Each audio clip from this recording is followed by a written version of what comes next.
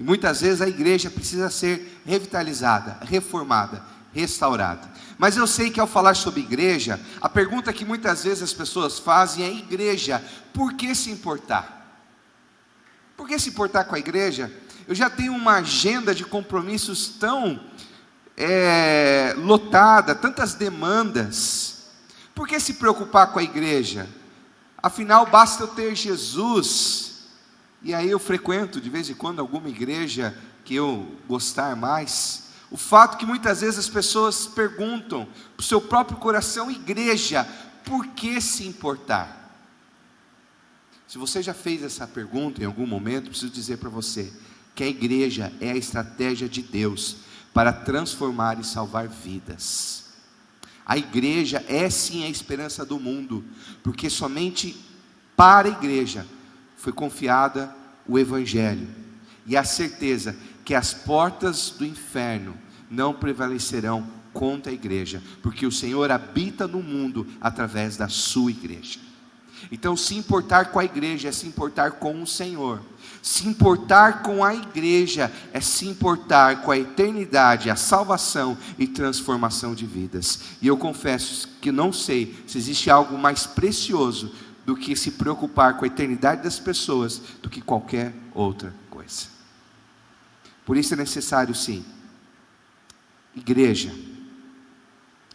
precisamos nos preocupar com a saúde da igreja. O fato, meus queridos, que às vezes, quando nós falamos de igreja, as pessoas têm expectativa de como fazer uma igreja crescer, porque todo mundo quer participar de uma igreja grande, uma igreja que está crescendo.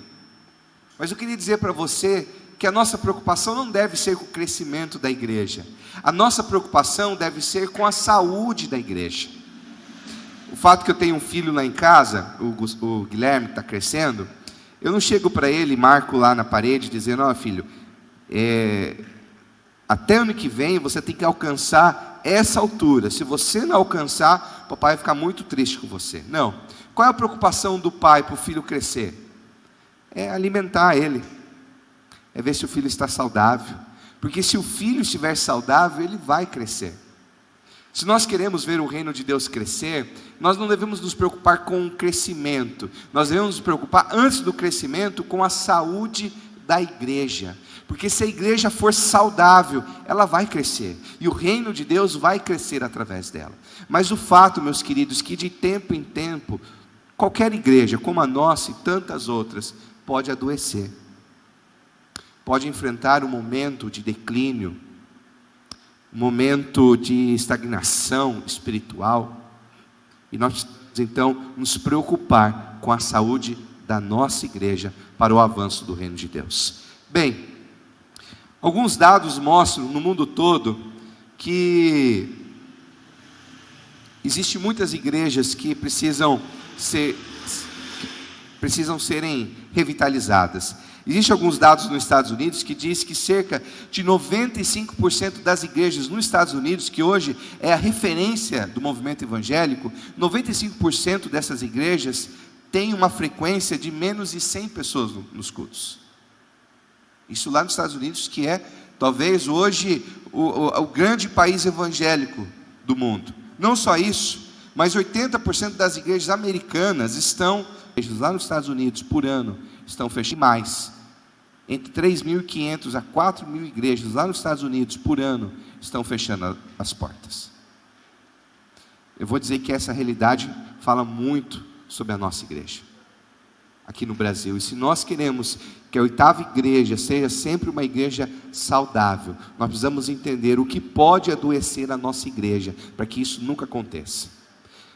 Alguns motivos que muitas vezes alguma igreja adoece: quando nós estamos focados em programação ou atividades, quando nós achamos que o mais importante da igreja é o que ela faz, não o que ela é. Então nós pensamos assim: a minha igreja vai ser boa se ela tiver um tipo de louvor, a minha igreja vai ser boa se ela cantar aquele tipo de música, a minha igreja vai ser boa se durante a semana fizer um culto sobre cura ou alguma coisa, a minha igreja vai ser boa se fizer um acampamento para os casais. Preste bem atenção, Deus não unge programas, A unção de Deus está sobre pessoas. Então a prioridade da igreja nunca deve ser atividades, mas pessoas. Porque mais importante do que ficar sabendo como nós vamos atrair as pessoas, mais importante do que ficar preocupado como ser uma igreja, o que fazer para que multidões entrem dentro da nossa igreja, o mais importante, meus queridos, é nós obedecermos aos princípios bíblicos para sermos uma igreja saudável. Porque mais do que uma igreja cheia de pessoas, o Senhor quer uma igreja onde as pessoas estejam cheias dele. Está me entendendo? Sim? A grande questão não é o que nós vamos fazer para atrair multidões.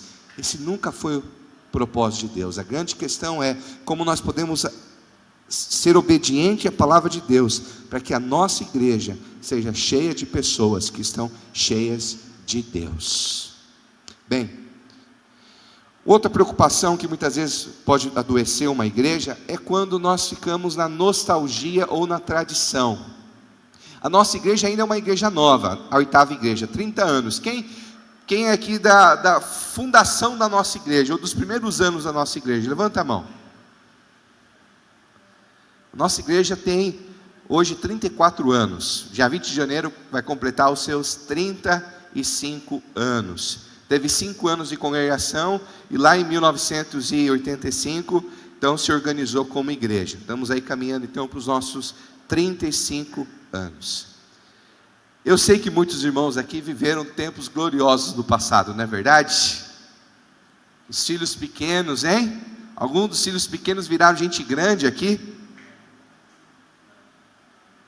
Maurício que o diga, os seus filhos. Alguns irmãos aqui cresceram, fazendo muita arte e levando muita bronca da dona Zenilda, do Zacarias. O Zacarias me contou que o Tiago morria de medo do Zacarias, e o Zacarias fugia dele, né? Eu sei, a nossa igreja já viveu muitos momentos. Talvez alguns aqui viveram no passado tempos gloriosos, com filhos, parentes, cercado de pessoas se conheceram, mas os anos se passaram. Alguns filhos não estão aqui. Outras pessoas que nós amamos, o Senhor até levou já para ele, para a glória. Pastor muito querido que conduziu essa igreja como Simeão Ladeira, já está na glória do Senhor.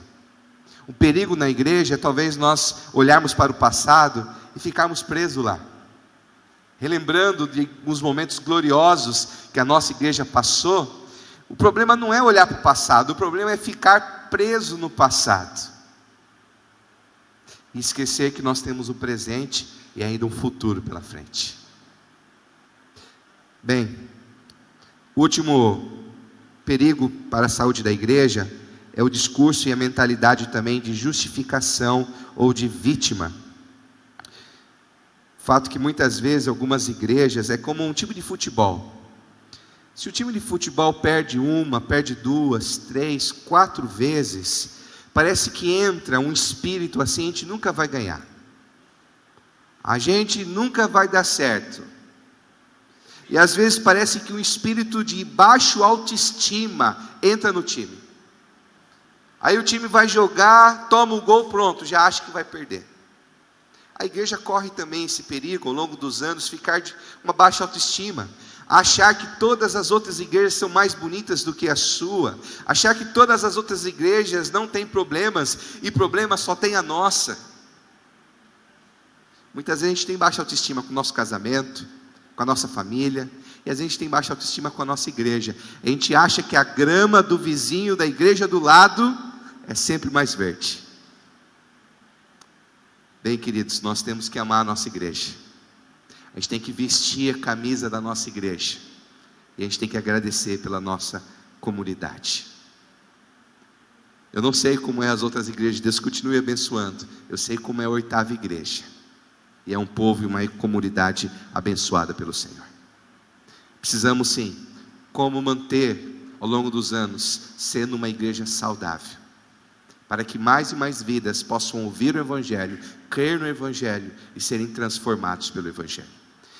Para isso, nós vamos então pegar um exemplo bíblico de uma igreja que adoeceu, e a partir desse exemplo bíblico nós vamos tirar princípios para sempre manter a saúde da nossa igreja. Abra a sua Bíblia comigo aí no livro de Atos dos Apóstolos, Atos dos Apóstolos, capítulo de número 20.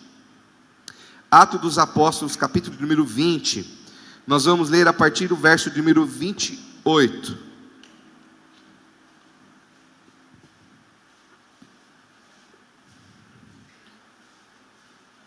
Os irmãos estão comigo? Sim?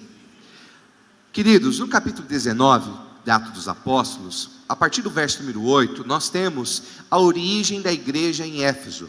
Quando Paulo chega na igreja em Éfeso, quando ele chega na cidade de Éfeso, ele começa a fazer o método dele de ensino, que ele vai na sinagoga e começa a falar de Jesus, mas lá ele foi perseguido pelos judeus e ele foi recebido numa escola de filosofia grega. E lá nessa escola ele começou a pregar sobre Jesus. E no período de 2 a 3 anos, ele consolidou uma igreja, que foi a base, que foi o alicerce do ministério de Paulo, para a plantação de várias outras igrejas ali no território da Ásia. Nós vamos ler então o momento final do apóstolo Paulo na igreja de Éfeso, e a orientação que ele deixa para o conselho da igreja de Éfeso, capítulo 20, a partir do verso 28. Acompanhem comigo, meus irmãos, preste atenção. Cuidem de vocês mesmos e de todo o rebanho sobre o qual o Espírito Santo os colocou como bispo, para pastorearem a igreja de Deus, que ele comprou com o seu próprio sangue. Sei que depois da minha partida, lobos ferozes penetrarão no meio de vocês, e não pouparão o rebanho. E dentre de vocês mesmos se levantarão homens que torcerão a verdade, a fim de atrair os discípulos. Por isso, vigiem, lembre-se de que durante 3 anos, jamais cessei de advertir cada um de vocês, noite e dia, com lágrimas. O que nós temos aqui, o apóstolo Paulo, ele reuniu os presbíteros da igreja de Éfeso, e ele continuou o seu ministério de plantação de igreja, e deixou ali orientações para aqueles presbíteros tomarem cuidado, porque eles seriam invadidos por falsos mestres, que poderiam então adoecer aquela igreja. O fato é que anos se passaram, e nós temos agora a carta de João às igrejas no livro do Apocalipse, e nós temos referência que essa igreja de Éfeso, ao longo dos anos, ela adoeceu e recebeu duras orientações do Senhor. Vamos comigo agora no livro de Apocalipse, capítulo 2. Livro de Apocalipse, capítulo 2, meus queridos. Vamos ler a continuação dessa história.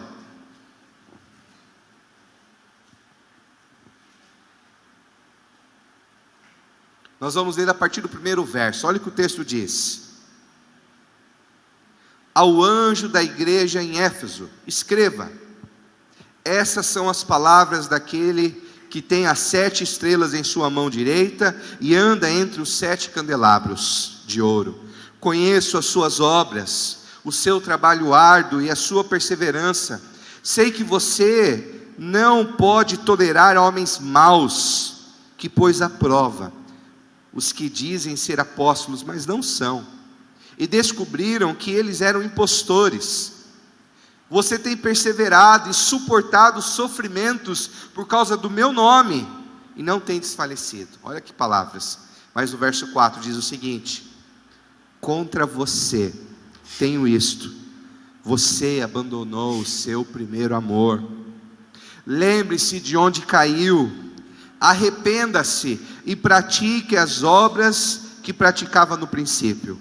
Se não se arrepender, virei a você e tirarei o seu candelabro no lugar dele. Essas são palavras de Jesus para uma igreja que estava adoecida, uma igreja passando por dificuldades, uma igreja que estava sendo fiel à palavra de Deus, uma igreja que estava sendo perseverante, mas mesmo assim recebeu palavras de exortação dizendo: vocês abandonaram o primeiro amor, se arrependam e voltem às práticas que vocês tinham no começo.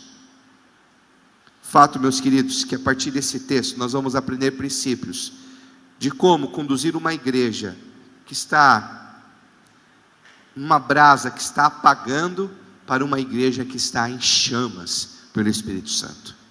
Primeiro princípio, guarde bem, no verso número 5, lembre-se de onde caiu. Primeiro princípio é lembrar. O primeiro passo no caminho de uma revitalização, segundo o nosso Senhor Jesus, é lembrar-se de onde caíram. Não devemos viver no passado, dominados pela nostalgia, mas isso não significa que o passado não seja importante. Pelo contrário, a Escritura indica que Deus quer que lembramos das muitas coisas maravilhosas que Ele fez por nós e por nosso intermédio.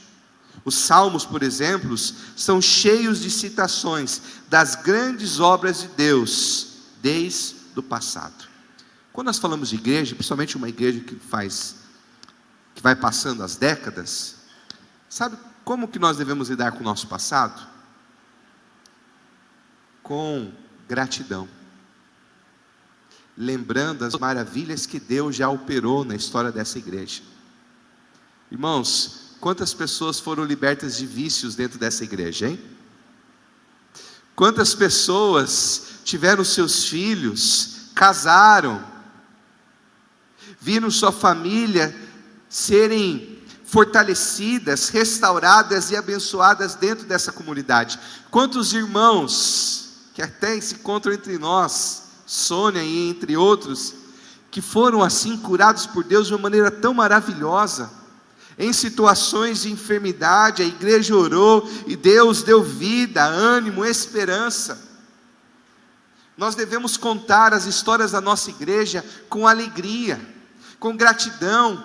Nós devemos, preste bem, devemos falar bem da nossa igreja, amém? Devemos falar bem daquilo que é nosso, devemos falar bem daquilo que nós fazemos parte, devemos falar bem daquilo que nós somos um corpo, uma família, devemos falar bem dessa comunidade, porque grandes coisas tem feito o Senhor por nós, e por isso estamos alegres, não é verdade? Amém? Queridos,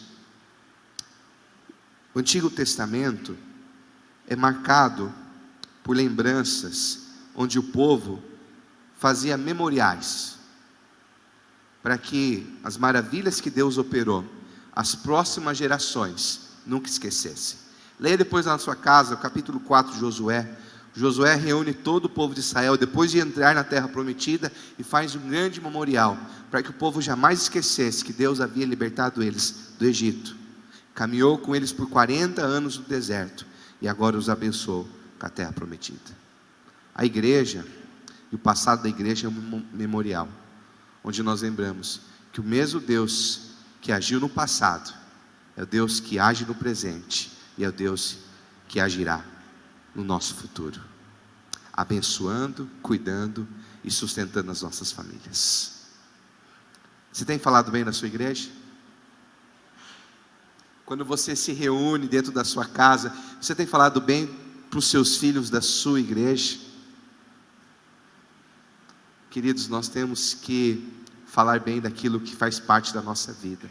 Temos que falar bem dessa comunidade para os nossos vizinhos, para os nossos colegas de trabalho. Precisamos falar bem para os nossos familiares. Precisamos dizer as maravilhas que experimentamos no passado, no presente.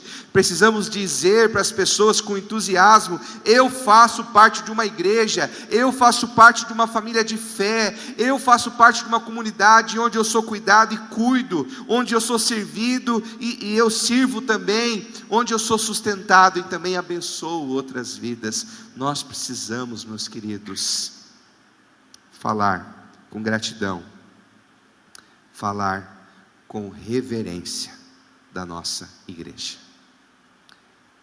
Precisamos lembrar daquilo que traz esperança. E eu me lembro de uma história que faz parte aí dos bastidores da nossa igreja. Não sei se você já ouviu essa história, mas eu já contei algumas vezes.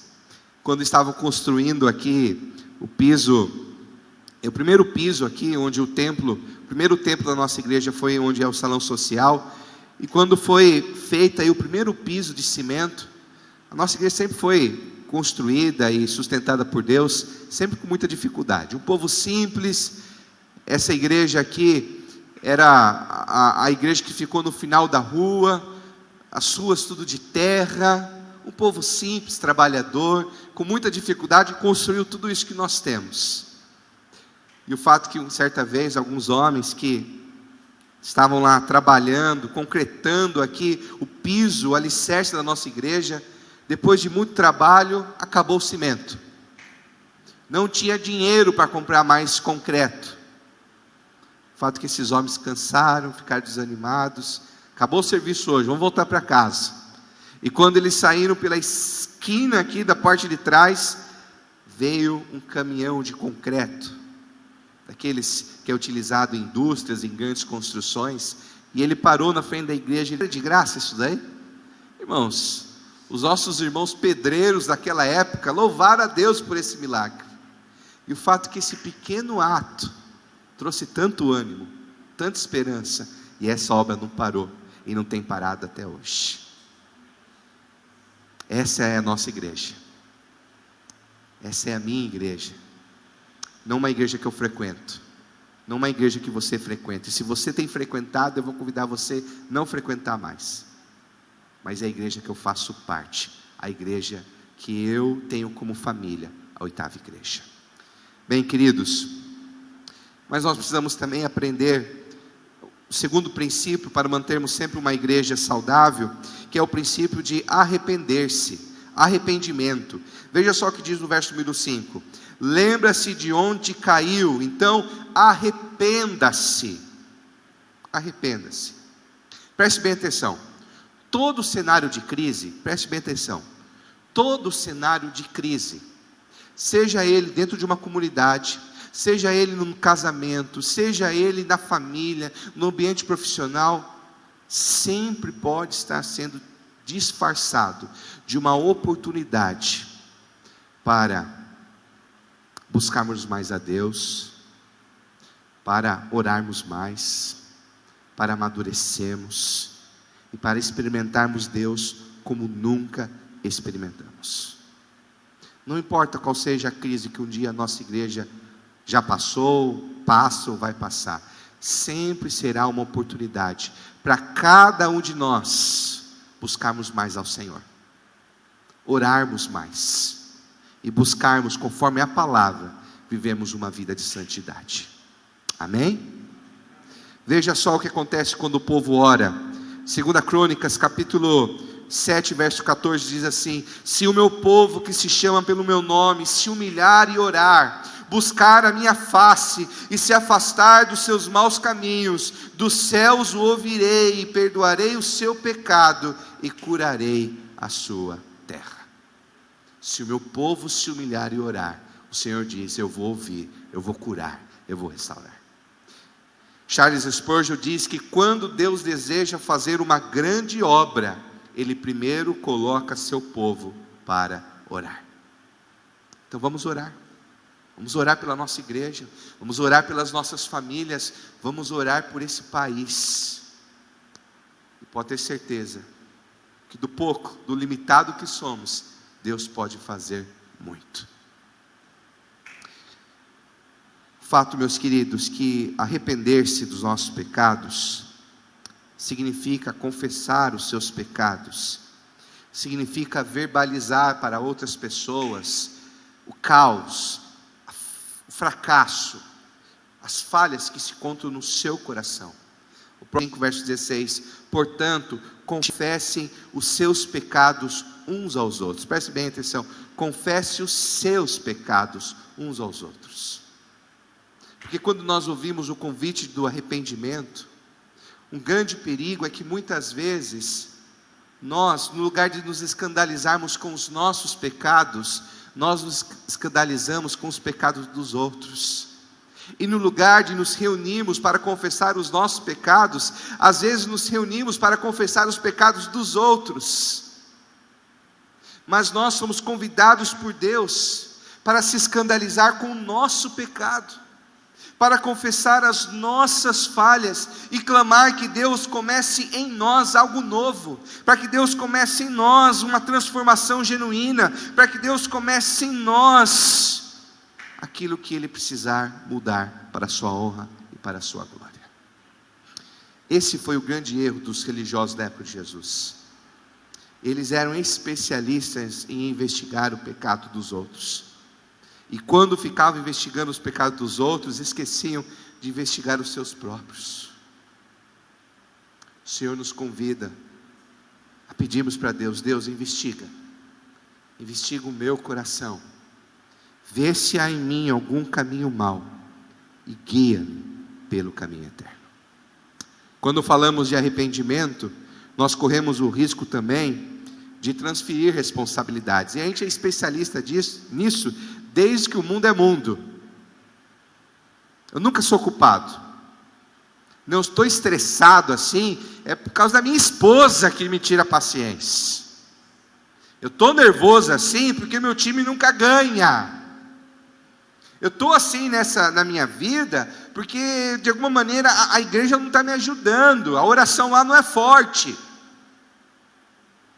A gente transfere responsabilidades.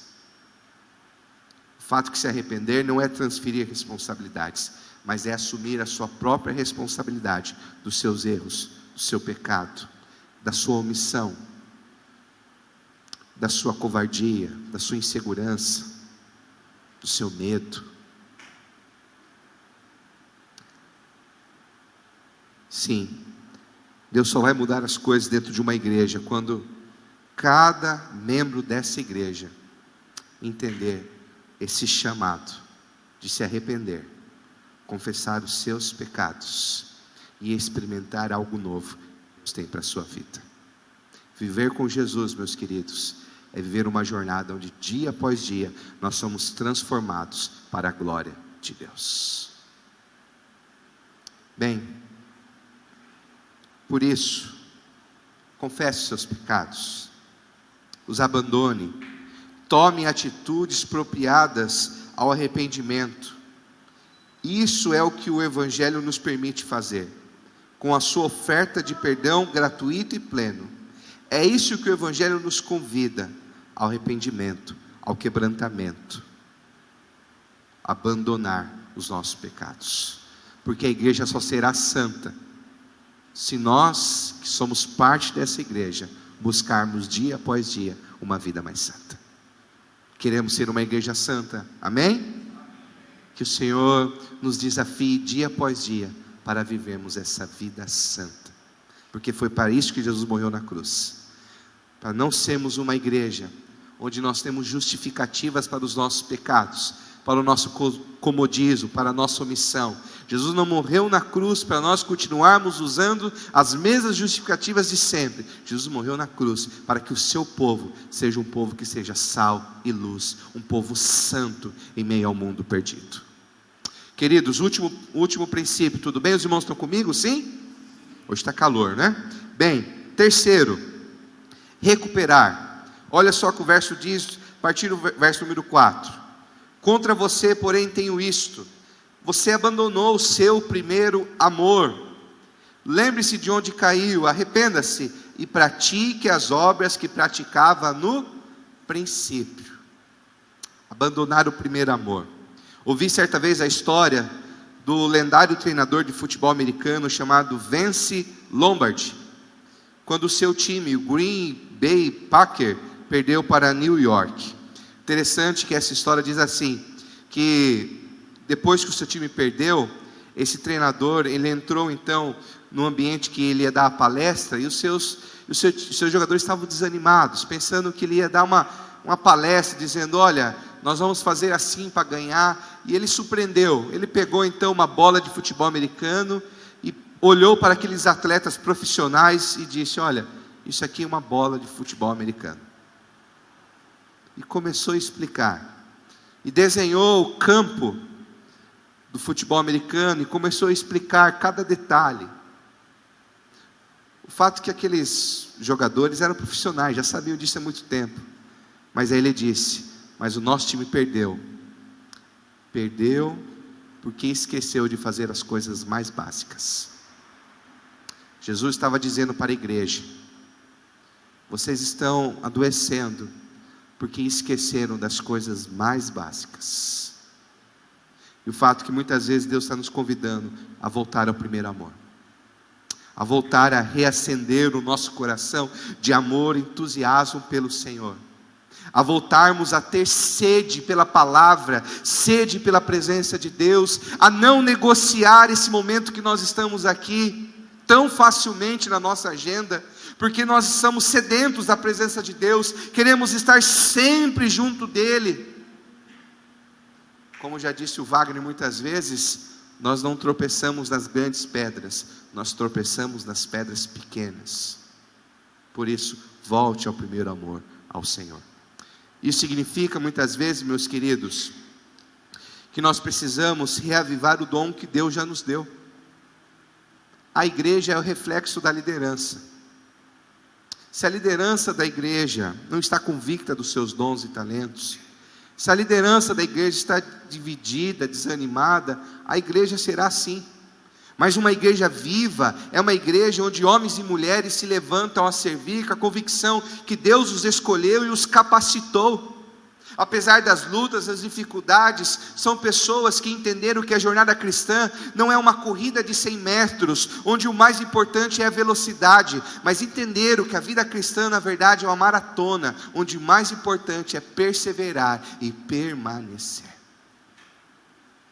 Se você já recebeu um dom do Senhor, se você muitas vezes no passado já foi servo, serva, reaviva o dom que há em ti.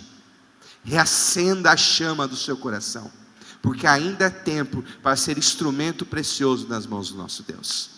Precisamos voltar também, meus queridos, a acreditar no Evangelho.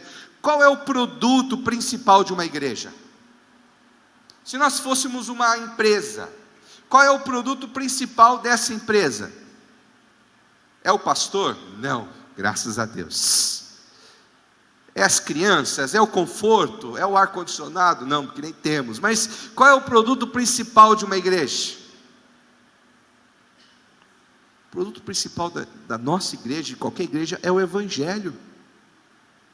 Nós precisamos voltar a acreditar que a maior necessidade das pessoas não é dinheiro, não é sucesso profissional e nem um bom casamento, mas a principal necessidade do coração das pessoas é o Evangelho, é a salvação pela graça, através do sacrifício de Jesus Cristo. Precisamos voltar a acreditar que o que as pessoas mais precisam é conhecer e se render a Jesus, porque Ele é o único anseio do coração do ser humano. Precisamos voltar a acreditar nisso. Que o que os nossos filhos mais precisam não é para Disney, que os nossos filhos mais precisam é conhecer a Jesus, que o nosso casamento mais precisa não é de uma nova lua de mel, embora seja muito boa, mas o que o nosso casamento mais precisa é de Jesus. O que a nossa família mais precisa não é mais um pacote de canal na televisão, nem um carro novo, mas principalmente o que a nossa família precisa é de Jesus, porque Ele é o único caminho, verdade e a vida. Precisamos voltar a acreditar nisso.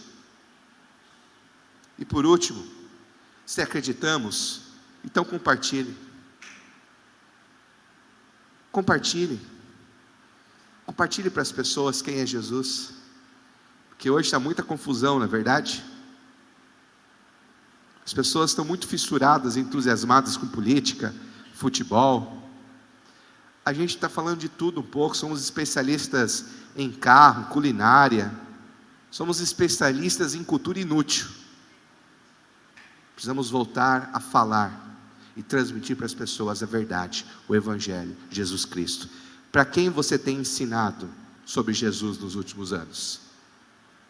Para quem você tem transmitido a verdade do Evangelho, da salvação pela graça? Para quem? Se você não tem feito isso, saia hoje pedindo para que Deus coloque alguém no seu coração, para que através de você, Deus possa mudar a eternidade de uma pessoa. Amém? Terminando, meus queridos, comprometa-se com a sua igreja local. A igreja local é a estratégia de Deus para alcançar o mundo, e o que nós fazemos como igreja importa muito. Vivemos num mundo individualista, onde as pessoas querem Jesus, mas viver com pessoas, relacionar com outras pessoas. Jesus fez a igreja para ser um povo que ama, que perdoa, que se relaciona, E através desse relacionamento amoroso, gracioso, as pessoas são atraídas, porque percebem que Jesus ali habita. Que sejamos uma igreja que atrai as pessoas por causa da maneira que nós amamos uns aos outros. E juntos amamos verdadeiramente o Senhor e a sua igreja e o seu povo. Que o Senhor nos abençoe, amém?